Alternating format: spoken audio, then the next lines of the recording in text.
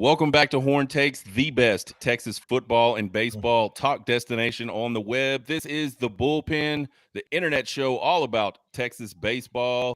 I'm joined tonight in the pen by Zach Symm out of orangebloods.com. Zach is also an SEC Unfiltered contributor, as well as we have our man Marc from Occupy Left Field. He's the party guy out in left field.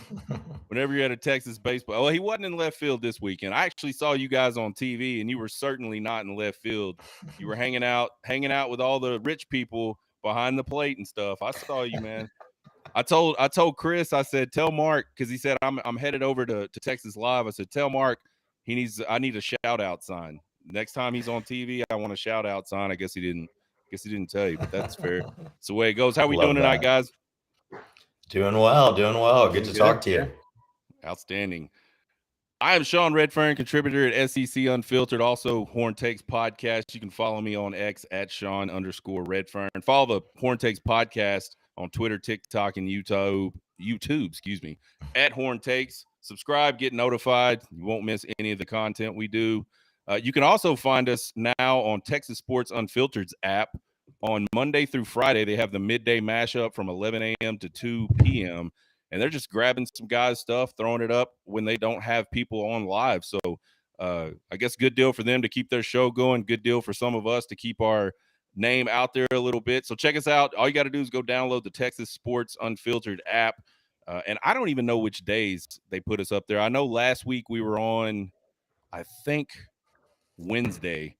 It was Wednesday we were on last week. So maybe Wednesday's our day. We'll see. I'll check it out as much as I can tomorrow. Guys, we won a game. The curse is broken at Globe Life Field. We were talking about it last week, and we all had a big laugh about it. Will we finally win a game at Globe Life Field? Well, not only did we win a game, we got a streak going, which is exciting. How are we feeling about the weekend overall? Yeah, I thought it was good. The team played some good competition. They got to see some guys perform. They got to see some guys that, listen, they still need to try to perform. And so overall, I think it was successful. Anytime you come out of the weekend like that against that kind of competition, you have a 2-1 record. You couldn't ask for much better. Yeah, I think, Sean, in my opinion, I came away very impressed by the team. And I think, the things that I really wanted to see from this squad showed some really good pieces over the weekend, right? We talked last week about the starting pitching. Saw some really great pitching from Spencer and Harrison Friday and Saturday, the starter role. So that was great. The bats came around Saturday and Sunday. Saw some really good offensive performances. That loss against Louisville was a tough one, but I walked out of the stadium Friday night just saying, I'm really curious to see how the team's going to respond and what the next 2 days after a tough loss like that on opening night. And man, I'd say 10-run rule in Ole Miss on Saturday was a pretty nice response. So team looked solid after all, man, and I came home fired up. Yeah, it was fun to watch. I think that's a game all three of us kind of thought we would win. I think we probably all thought that was going to be the easiest game of the three. And it turned out to be a really tight one. The bats struggled. Guys were striking out a lot, which is expected. I mean, everybody should expect what they saw this weekend. It probably happened a lot of other places in college baseball. The timing's not right yet. There's still guys trying to figure it out. There's some guys pressing a little bit. You can definitely see that on Friday night, chasing some pitches out of the zone. And they just weren't that effective at the plate. But the pitching was outstanding Friday night until it kind of wasn't. And we'll talk about that in a little bit. But overall, you couldn't be any more happy with what went down Friday and Saturday from a pitching perspective. I mean, I guess you could be a little bit more happy. We could have got that third out one of those two times where we really needed that third out. But otherwise, I thought the pitching was really good. And again, we'll get into that in just a minute. The guys win the championship, and I guess they do some kind of run differential type thing to decide who. I heard them say on the broadcast, I'm pretty sure, they said if Texas holds on to this 14-8 lead against Oklahoma State, they will win the championship on the run differential, which is exciting. I think you lose Friday night, and I think at that point, the best you're hoping for is just to get out of there 2-1. And it was going to take some really good baseball to get out of there at 2-1. And like you guys said, Saturday was amazing. Sunday, I thought Sunday was not pretty good. It was really good offensively, and it was spread out across the game, which I thought was interesting. Kind of played 3 different games offensively in those 3 games over the weekend. But yeah, overall, great weekend. Let's talk about that offense just a little bit. We knew this team could hit. I think we all knew there was going to be some hitters on this team. And outside of Friday night, they absolutely poured it on. What do you guys think was the difference between Friday night and Saturday and Sunday, besides the fact that I think that Louisville pitcher is just pretty good? What did you guys notice? Patrick Forbes is, he's legit, right? Like, he was showing flashes of that last year. And then this summer, he had a really, really impressive summer. So, he was pumping 97, 98. He's a guy that you're going to see every single weekend in the SEC, right? So, like, if anything, I think it was a great test for the Horns. From what they were doing right, I was talking to Slossnagel earlier today because we were doing our recording, and he said at one point Nolan Cain came to him on, I think it was Saturday afternoon, and was just like, hey, our guys are they're taking the approach that we've been practicing and seeing all fall. He said up until, that point, like midway through the Ole Miss game, he goes, they weren't doing the things that we'd been practicing. He was like, they were just pressing. They were looking to push the buttons that weren't there, right? And so I think it was mostly just the guys, A, believing in themselves, and then B, trusting what they had been learning from Tulo, trusting what they had been learning from Nolan Cain and from Slossnagel about, hey, you're going to take a lot of pitches. You're going to get deep into counts. You're going to look for the ball that's your ball. You're not going to go chase outside. You're not going to go try to, hit oppo just because you can. So, yeah, I think I saw the same thing. Yeah, and I think, Sean, one of my biggest takeaways, right, is I believe we were the only team in that really competitive field over the weekend that did not get blown out at least once in a game, right? You saw Clemson get 10-run ruled after starting the season 2-0. We obviously took it to Ole Miss quite a bit on Saturday, and they had a pretty good overall weekend. So, I've just been telling folks all week that I just wanted to see the team be competitive over the weekend. And obviously we were that and then some. So again, I feel like Friday night kind of played out in some extra motivation for the team. They look great Saturday, Sunday. Can't remember if it was us 3 talking about this last week as well, but I just wanted to also see the team having fun. And man, last night they were just having like a party in the dugout the entire game in that Oklahoma State game. I don't know if you could see them all doing their clapping, on the top rail of the dugout, and the bullpen out there in right centers, climbing the fence and jumping up and down. And they just looked like a team that was out there having fun. They love competing together, and I think that's obvious to see through the first weekend. So good stuff there as well. Yeah, they looked really loose on Saturday and Sunday for sure. I thought Friday night, again, just a few guys in the lineup just look. Actually, even on defense, they just kind of, the first game jitters, opening night jitters, I think got them a little bit. And I think some guys were pressing at the plate. We saw some guys. One thing that's always interesting to me about watching guys hit, there's some guys that are always swinging first pitch. If they know it's coming fastball and they see that fastball, they're taking a hack. And I kind of like that approach, but I understand the other approach, which is I'm going to just sit here and take that pitch. I think what was going wrong for the guys, especially Friday night, was they took that first pitch, and then that was like the best pitch they got the entire at bat. And then they're chasing cheese, and that guy just kind of had their way with him once he got that first pitch strike. So I think, if you're going to take that first pitch, you got to be willing to take some more pitches, even if they're close, and wait for that fastball again, because these guys aren't just going to start. There's not a lot of pitchers anymore, I don't think, that are just pumping fastball continuously. They're called closers, and they throw the ball like 102 miles an hour and stuff like that. So it was really cool to see the guys obviously make an adjustment at the plate. 9 runs per game throughout this tournament, almost 12 hits per game, 2 home runs per game in this tournament, almost 3 doubles per game in this tournament. Really powerful lineup, it seems like. At least it was this weekend. What do we make of the strikeouts? A touch over 13 per game. That's pretty. That's going to catch up with you after a while, I think. What do you guys think about the strikeouts, and what will we see the team do over the next week or two to sort of eliminate those?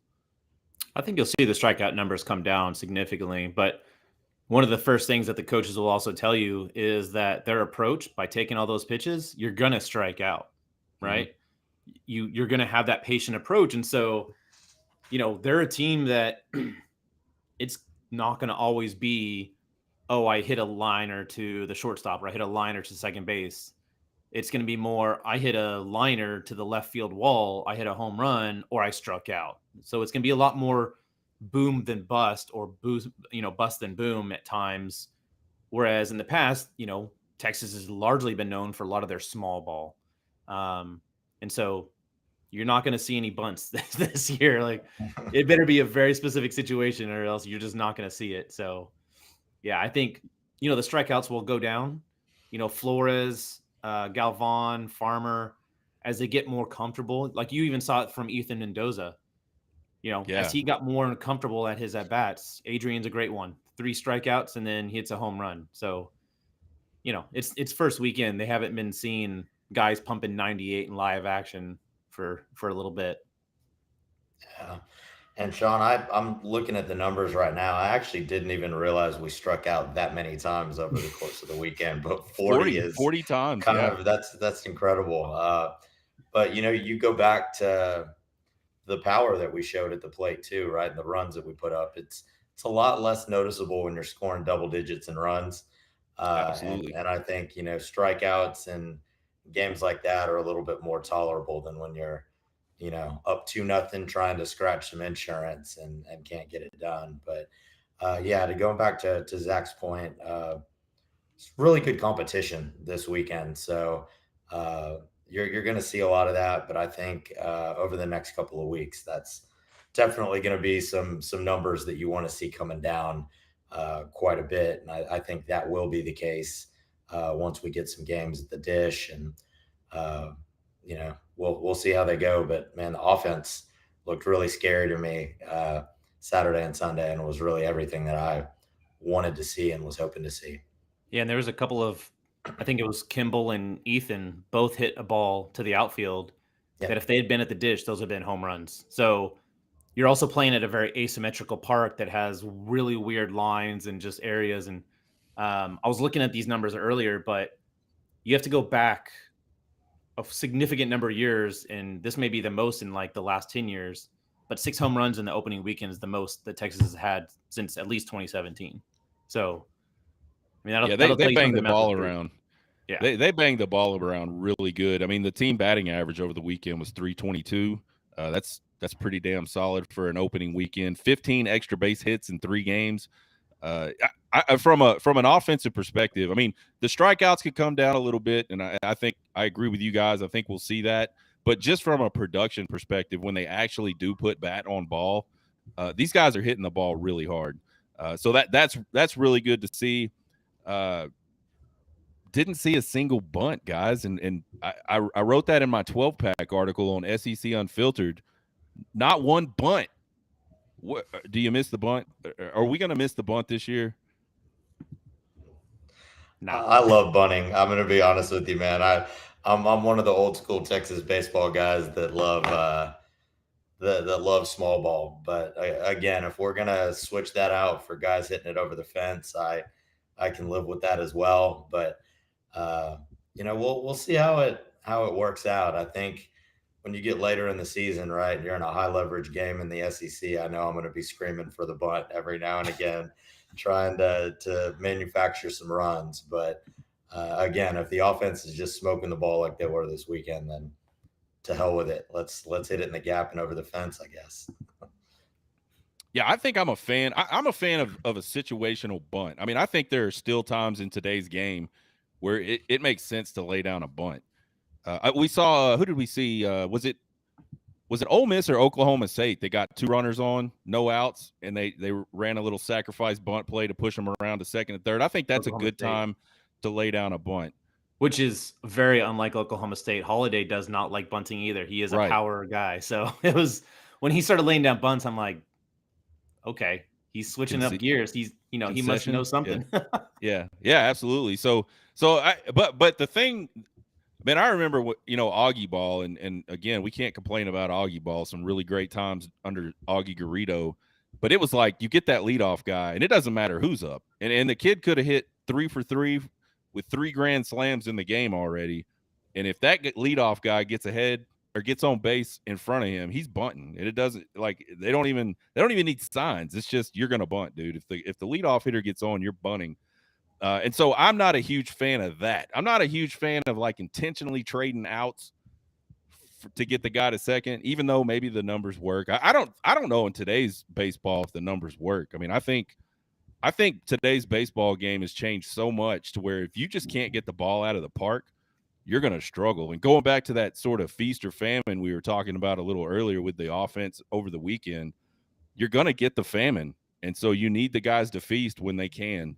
And taking the bat out of people's hands by laying down bunts, I think in today's game, I don't think we're going to see that very much and see it be very successful. See it successful the way it was back in the day when Augie was here. Defensively, again, man, there was a few errors. I think we had 3 errors, 3.5, 4 errors, 4.5 errors. Man, I'm not exactly sure. It was like 1.5 errors a game is what it turned out to almost. So maybe 5 errors over the weekend. Nothing like too egregious. We didn't drop a pop fly in the outfield to extend an inning. That would have been a pretty rough one. Hit a couple batsmen. Opponent batting average only 223. So I think that's really good. What did you guys notice defensively and pitching wise? We can roll that all up into one topic. I think defensively, they had 4 errors on the weekend. So Mendoza had 1, Flores had 2, and Adrian had 1. I honestly don't think they should have called an error on the Mendoza one. The runner was crossing jumped over his glove. That was just going to be an impossible play. And even on the one on Adrian, it was a hit 104 off the bat. So, he was diving to his left side and was able to knock it down, but wasn't able to get to first base in time, and they called an error. That's pretty egregious play calling, but I think defensively they played fine. Everyone played well in their positions. It was good to see Gavon gun down the runner yesterday, or maybe that was the only game. I can't remember which one he did, but Saturday. That was one of the issues you'd seen in the past from Galvan was being able to hold the runners. Pitching staff did a lot better holding runners, and so. Overall, I think the defense was good.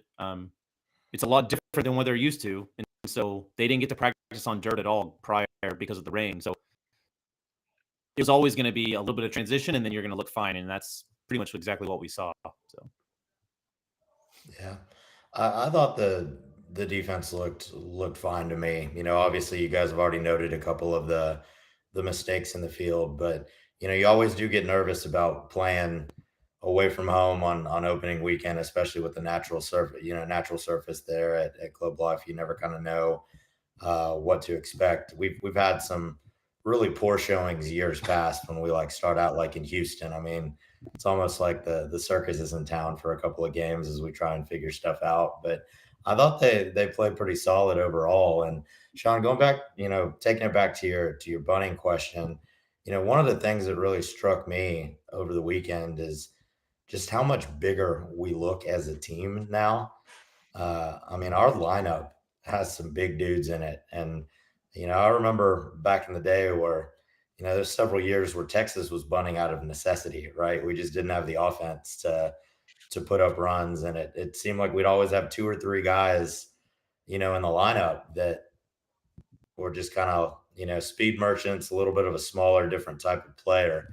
But we don't have many of those on the line in the lineup right now. We have some really big guys with a lot of power. So I do think that, Zach, what do you think? Who do you think would be the best bunter in our offense right now? If I had to pick anyone in the offense to lay down a bunt, I'm probably either going Winfield because of his speed. Maybe Mendoza, but yeah, probably Winfield. I mean, he's got the speed. He's got he's quick out of the box. So if you look at the times. Yep. Yeah, I don't know. I don't know if I'd pick any of them, man. Honestly, I mean, I know Winfield kind of struggled at the plate Friday night, didn't get any runs Saturday or Sunday. I think he'll get that squared away. I think he's one. To me, he was one of the guys that was pressing the most on Friday night. It just looked like he really wanted to do something so bad, and you know how it goes. You got to let baseball come to you, and he just wasn't in that headspace on Friday night, and so. I think. What do you guys make of that? He plays Friday night, and I know obviously Schloss is still trying to figure out his pieces. So we're going to see guys come in and out of the lineup. I wasn't surprised that he didn't play on Saturday, but I was a little bit surprised that we didn't see him maybe again on Sunday, just as a kind of sit for a day, get out there. Is there anything going on with Winfield that I don't know about, or is that just you think it was just Schloss just saying, "Hey man, take a break. We'll get back to it next week." And part of it was, they were able to play Baloo at DH, which pushed Farmer out to right field. So, I mean, that naturally puts Winfield on the left side. But then after the first game, Baloo went to coaches and said, "Hey, I can play. Like, put me in. I can play outfield." And so they said, "Okay, man, if you're in, you're in." And so just what they'd kind of seen, they wanted to give Farmer some more run because he's been really good this spring, leading up to the opening weekend. And then on Sunday, it was all about getting some hits. So he's also been really, really good. And they said, look, he's a guy that's basically hit his way into the lineup. We can't sit him and just not have him participating. And so I have a feeling you'll see Winfield start tomorrow against Houston. So, and he'll get some more run this weekend. It was just, they're going to continue to play and tinker with the lineup. Like you saw Flores drop from the third hitter down to sixth, and you're going to see them start to play with that a little bit more as they get used to. Look, we get a little more protection for Blue here. He's going to see more walks intentionally, or they're going to pitch around him, and so you're going to start seeing some of that mixing and matching. Borba's another guy. You got to see him just for one at bat on Sunday, but you'll see him come back in this week as well. Yeah, that was a name that I was surprised we didn't see more of. Zach was Casey Borba, but I think Winfield will get his shots, obviously, and he did play on Saturday. He was just DH'd, and I think they pulled him out early, maybe if I'm remembering that correctly. I think he had 2 or 3 at bats. Okay. But yeah, you're already kind of starting to see some of the problems with college baseball, though, when you've got a handful of talented guys that aren't in the lineup every day, right? So I'm really interested to see how Schlossnagle is going to handle that and what his rotations are going to look like, right? Because you have Farmer, Borba, Chamberlain, guys like that are going to be tough to keep out of the lineup. And so I know Schloss always says he kind of wants to get his lineup and stick with it, but I am hoping that at least early in the season, some of these guys do get some opportunities to get in the lineup and see what they can do. Yeah, absolutely. Pitching.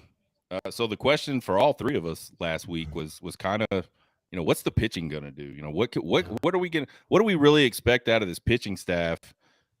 Man, Friday night and Saturday starters, amazing. Combined, Spencer and Harrison, 12 innings pitched, 6 hits, 2 walks, 12 Ks between them. I mean, it doesn't really get much better than that. I mean, we haven't seen Harrison in a while. I think Harrison pitched a little bit last year, and then got hurt or whatever. I don't know exactly what happened to Harrison. Never seen Spencer before. He was really impressive. I've never seen Spencer before. Really impressive. Was anybody surprised by Cade Bing? That's a name we just, and I don't mean that in a negative way, but we hadn't talked Cade Bing at all the last couple of weeks headed into this opener this weekend. Was anybody surprised by that? I wasn't surprised by him to start. I was very surprised that, the inning went the way it went. In talking to coach this morning, he said, look, Cade was amped up in pregame. He threw his hardest fastball ever when he was warming up. His very first pitch that he plunked the guy in the butt was his hardest pitch that he had ever thrown after that. And so he said, look, the guy, he's been there before. He played for McLennan. He was very amped up. It's unlike him because Cade has been their most consistent strike thrower throughout the fall and in the spring.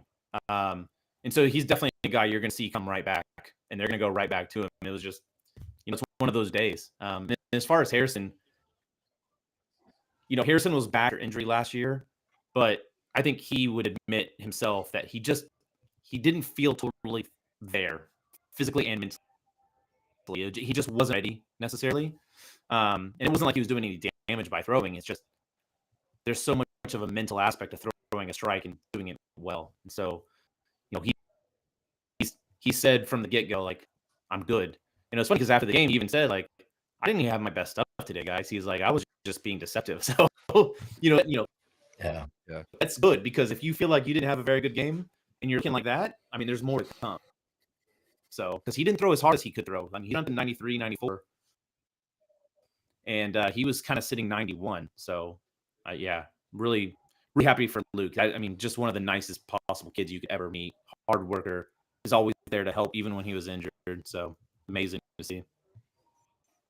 Yeah, absolutely. And again, I was really proud of Luke, and he looked fantastic, right? And I think if we can get those type of outings from Luke and Spencer, right, in weekend series, it really gives us an opportunity to be a really solid club. And funny story going back to Cade Bing, man. It was funny, Zach, listening to you and Schloss talk this morning, and Schloss talk about how he threw that first pitch was the hardest pitch he's ever thrown in his career.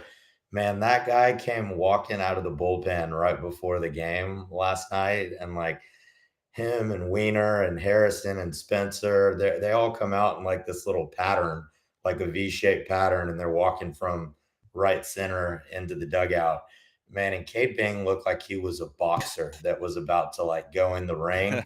You could just tell that kid was freaking amped up, man. And it looked like he wanted to do harm to somebody. So I think maybe he was just a little bit too excited. But I think he's going to be fine, man. I love that he got that opportunity. And yeah, I just think, Sunday ended up being good because we saw so many different pitchers, right, that I was curious to see. And it's great to see Volantes, Max Grubbs come in for a little bit, Cody Howard. So a lot of the arms that we know are going to be necessary if this team's going to be good all got some action yesterday. And I thought they all looked pretty damn good against a pretty scary Oklahoma State lineup, man. That team is really impressive to look at as well. They look like they have three dudes that are like 6'7", just like monsters out there on the diamond. So I was really impressed with the way that we pitched yesterday specifically. Yeah, it kind of took a village yesterday. And I think on a Sunday, you kind of expect that, especially this early in the season. Not only from when your starter goes, 2/3, of an inning, it's you got to start bringing in some guys, obviously. I thought the most interesting thing about the Bing start was they're talking about him. He only walked 12 guys all of last year.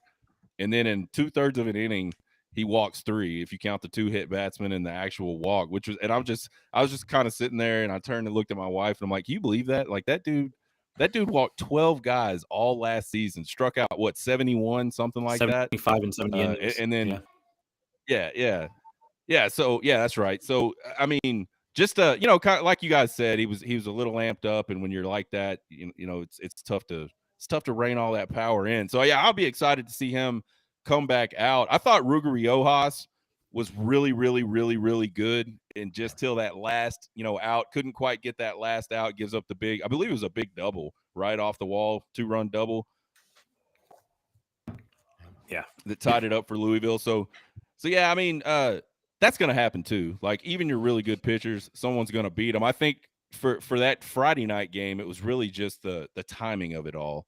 Just seemed like, oh my God, like it felt really cursy. I don't know about you guys, but as you're sitting there, you need one out left to win your first game in Globe Life since 2023. And then that happens, and then Adrian Rodriguez goes out, busts one over the wall, and you're back up again, and then it happens again. It just feels like, I don't know. I'm superstitious. I'm not a baseball player, but I am superstitious, and that was super cursy to me. Who else looked good to you guys? We talked about Spencer. We talked about Harrison. Talked about Riojas. Who was one of your other guys that you were kind of impressed with? Thomas Burns looked really good. I think Oh, go ahead, Mark. Oh no, go ahead, Zach. I was going to say Thomas Burns, I thought looked really good. He was throwing up to 97, just under 98, and he was a starter at Arizona State as a freshman, but the staff really likes what they've seen from him in shorter stints, and so if he can continue to harness his secondary pitch, I mean that's going to be a massive weapon on the back end because he is a guy that can extend a little bit, and his velo is going to dip as he extends, but he's also a guy that you can come in and just throw flames, and so I thought he did a really good job. And then the other guy that I thought, it was really good to see him out there. Didn't have his best outing, but Dylan Volantis, that's a kid that can really spin the ball. And you're asking a lot of a freshman to go in against that kind of lineup and be in that position. And I thought he competed really well. You're going to give up hits. But I thought, he did a really good job of competing at least. So there's a really bright future in that arm. Mm-hmm. Yeah. Sean, the guy that stood out the most to me was a position player. I was just very curious to see Adrian Rodriguez in action, right? I feel like he was the guy that a lot of people were talking about, right, leading up to opening weekend. And then to see him settle in after a rough start at the plate on Friday. I mean, what was it? I think in just over 2 games, he ended up with, 2 home runs, 3 doubles, like 5 extra base hits. I mean, he was just smoking the baseball, man. And I just love the style of play that he plays with. He's a very energetic guy. You saw him after every double. He's celebrating, pounding his chest, having some fun. Those are just the type of players that always excite me, man. I really do feel like you can tell a lot about a college baseball team just by watching their body language and how they interact with each other.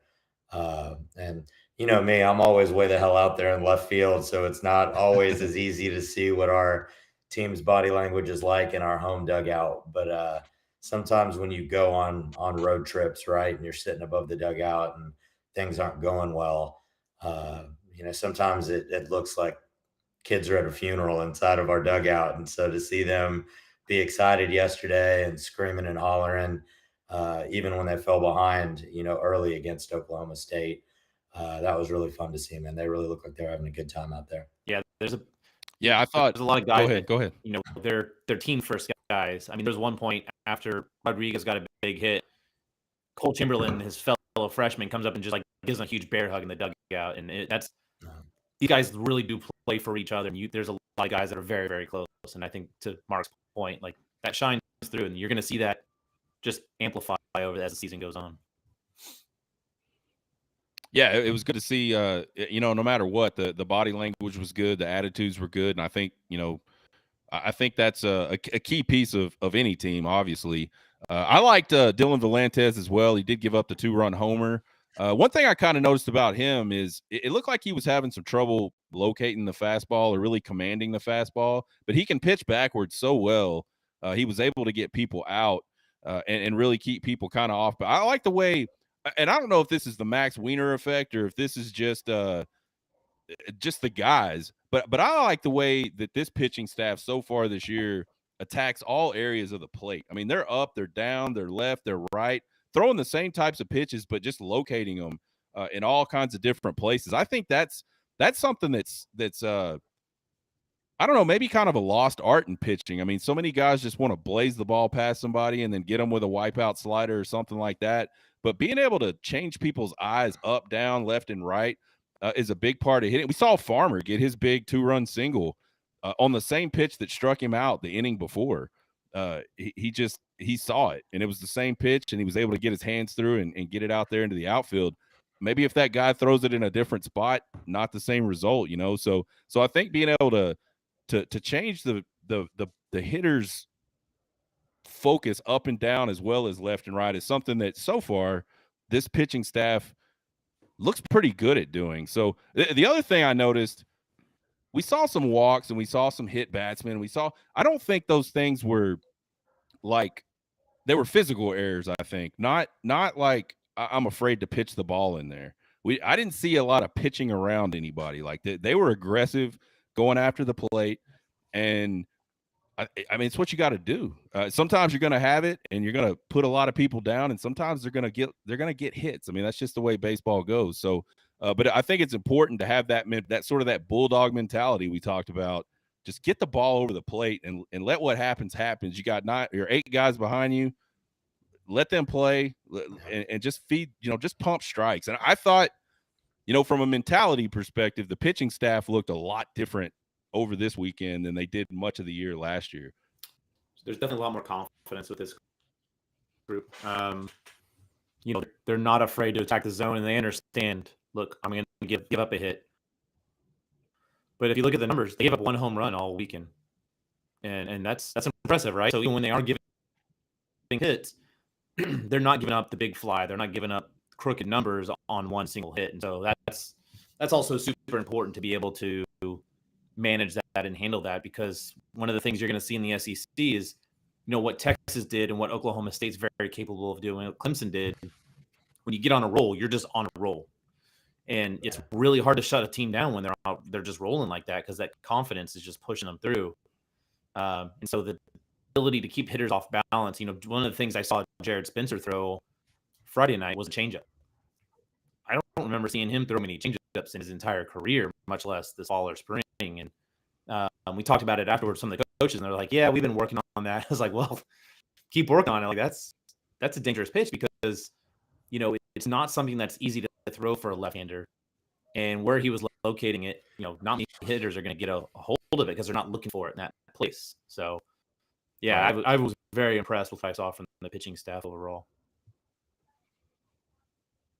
Yeah, we'll be careful not to get too excited, not to jump to too much conclusions. But it looked over the weekend looked really good. I mean, if they can do that consistently, and they won't do it every time, and they're not going to be perfect, but if they can have that type of coverage in a game, because one guy's going to have a bad outing, but you can bring somebody else in, and if they're on, you got a chance, right? Now, we watched LSU win a national championship couple seasons ago with like, they didn't even throw their ace because he wasn't up. He could have gone in that final game, but their bullpen won them the College World Series because they just had guys that could come in and just consistently throw strikes. So I'm excited to see what we get going forward. Let's talk about the best, or the 3 best. Who are y'all's 3 best players this weekend for Texas?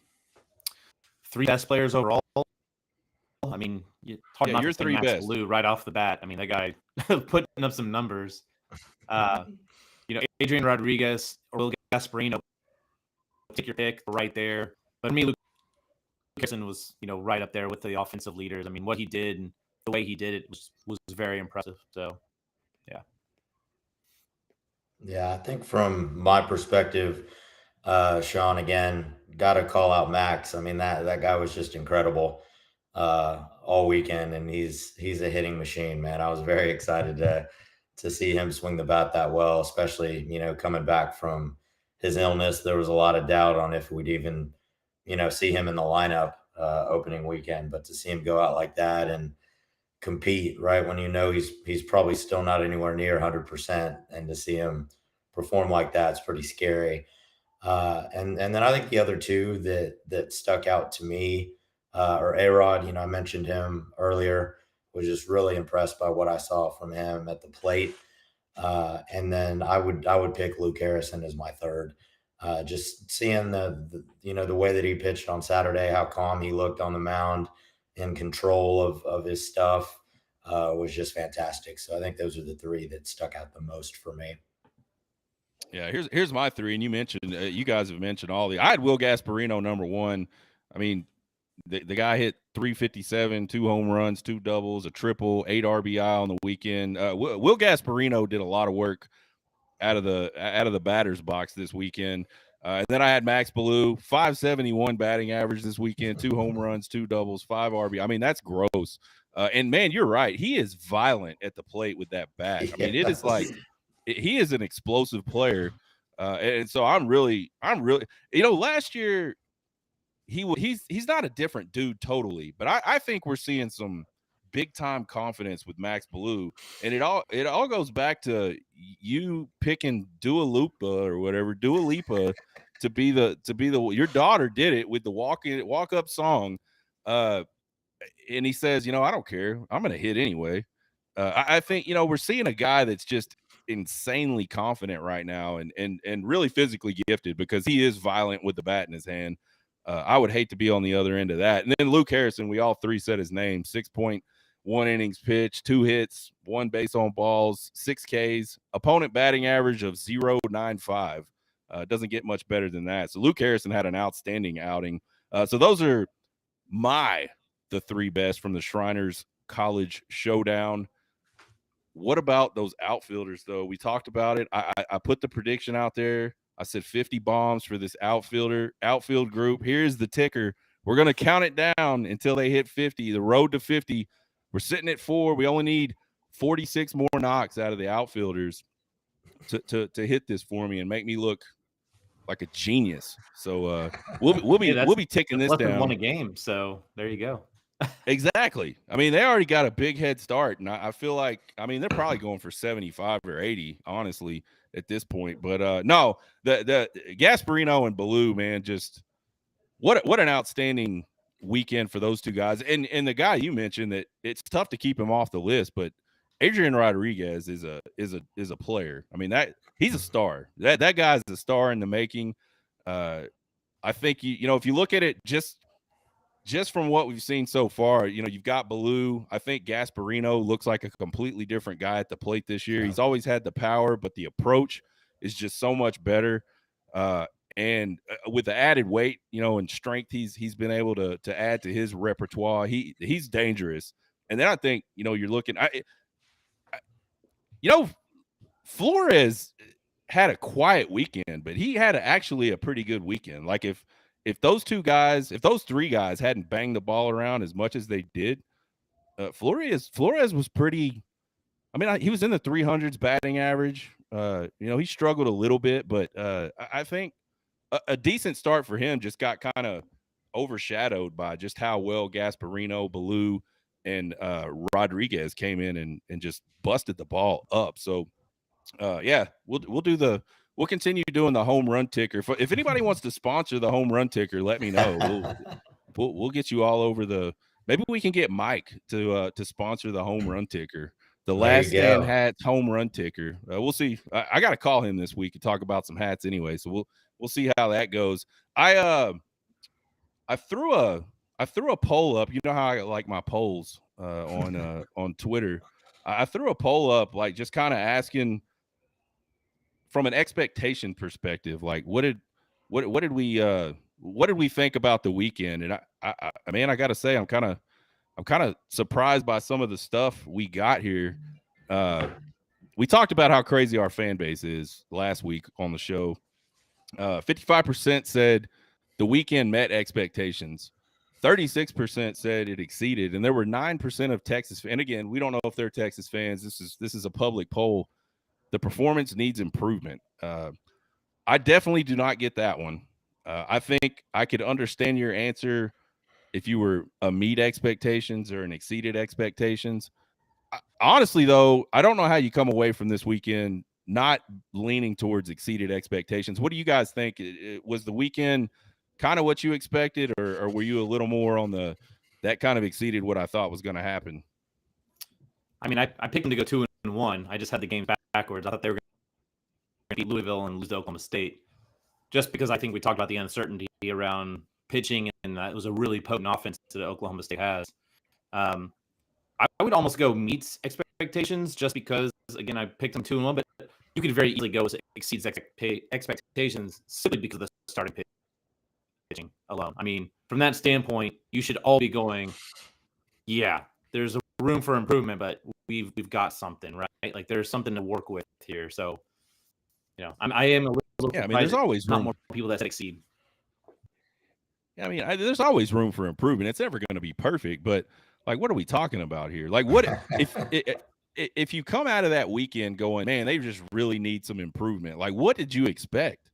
Is my question. And I know I won't get an answer, and I'm not expecting you guys to answer for these people, but it's just kind of an odd deal. I was ecstatic. I got to tell you guys, I was, especially after losing that first game, ecstatic to see what happened on Saturday and Sunday. Mark, give us your thoughts. For me personally, I thought the team exceeded my expectations going into the weekend. Again, I was hoping to win 2 out of 3 games there over the weekend. I wasn't expecting the offense to put up double digits 2 times. I wasn't expecting the 10-run rule, SEC team, that otherwise played pretty damn well over the weekend. And going back to Zach's last comment, I wasn't expecting the starting pitching to be that good, right? From what we saw from Spencer and Harrison. So I'd say, me personally, it was exceeded.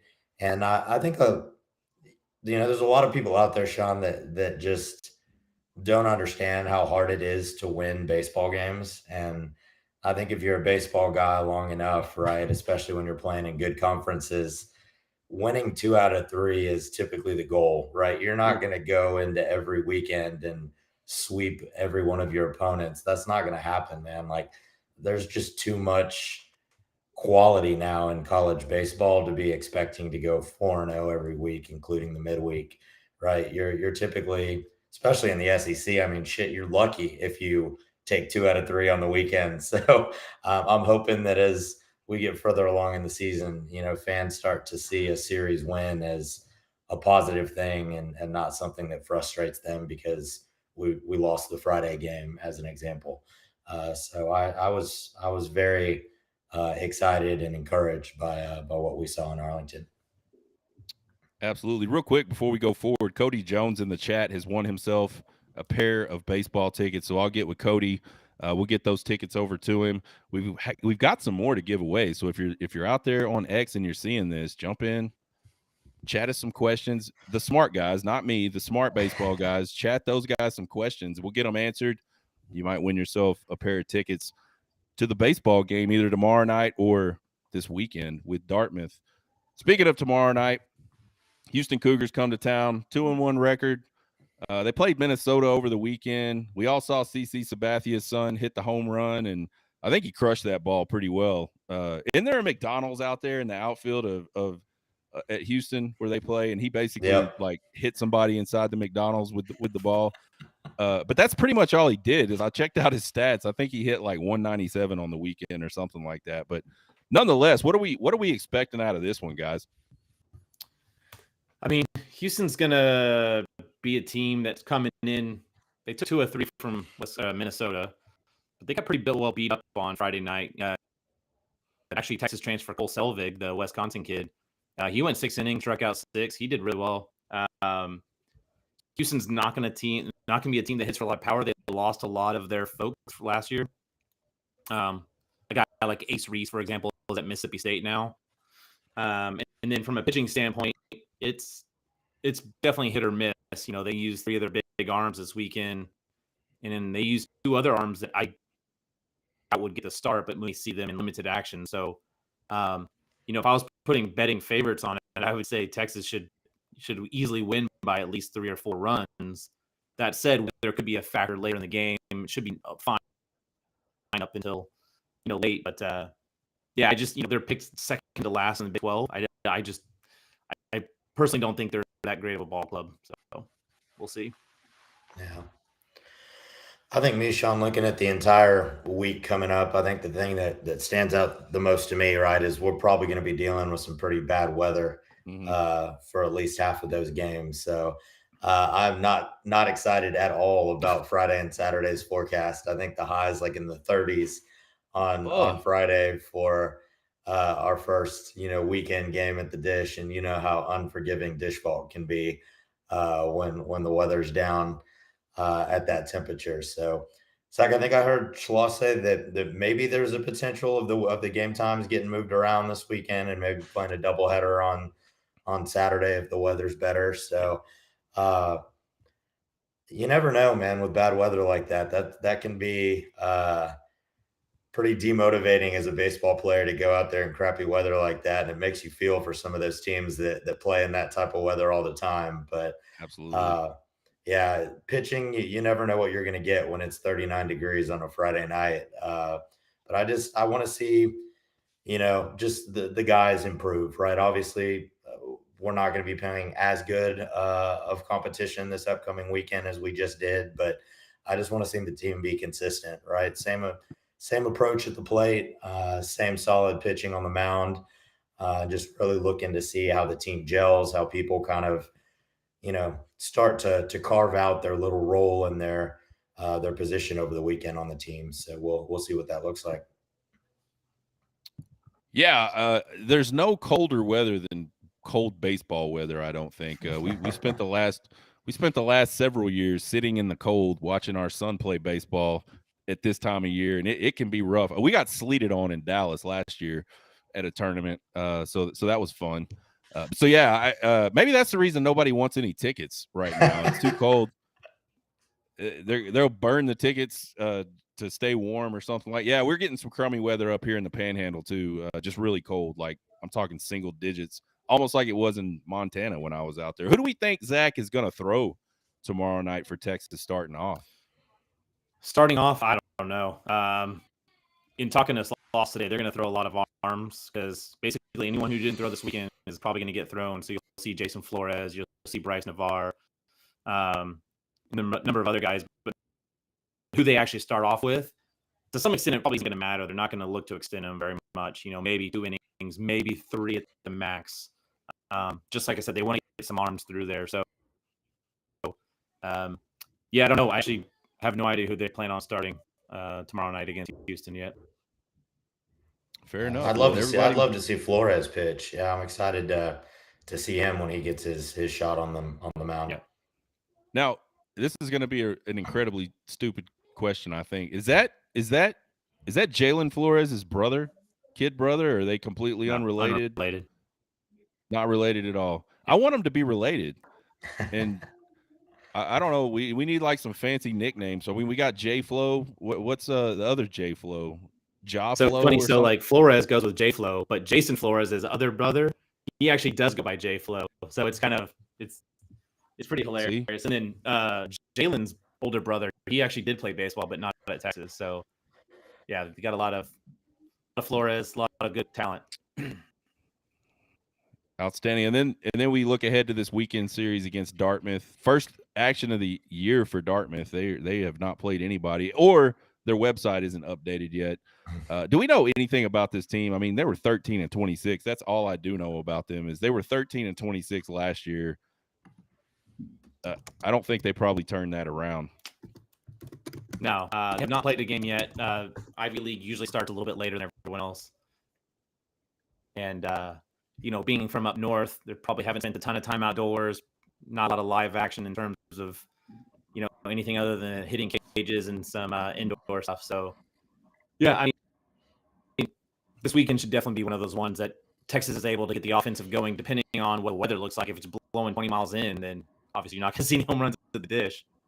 But it's just another way to stack some wins and get a little momentum going into Vegas. I think this would be one of the weekends where you would want to see a sweep, right? So we'll see how that goes, and again, weather is going to be a crazy factor. But yeah, we'll see how that goes, and I think you're going to see Texas outclass them by quite a bit this weekend. But you never want to go into a weekend too cocky. So we'll see what kind of team Dartmouth rolls out there. But I'm expecting the Horns to put up a lot of runs this weekend. Yeah, I think, going back to your point about what you want to see, when you're playing teams like this that you should just go and beat, I think it's very important that the team shows up. I mean, that's really what I want to see. Does the team show up? Are they prepared? Are they ready to play? Or are they kind of just going through the motions because it's cold and, the opponent's Dartmouth? So that'll be kind of what I'm looking for. That is it for tonight's episode of The Bullpen with Sean, Marc, and Zach, and it is Sean, Marc, and Zach now. We cut a huge deal with these guys. So much money is passing hands in this deal right now to keep these guys on. So we'll be coming to you guys every Monday night, 6:30 p.m. for the rest of baseball season or until they get tired of me. I've talked to Chuck today. Chuck Ertley texted me today talking about some baseball. I said, Chuck, we got to get you on. So we'll have Chuck next Monday as well. We'll sit down with the old catcher from the 80s, talk some more baseball.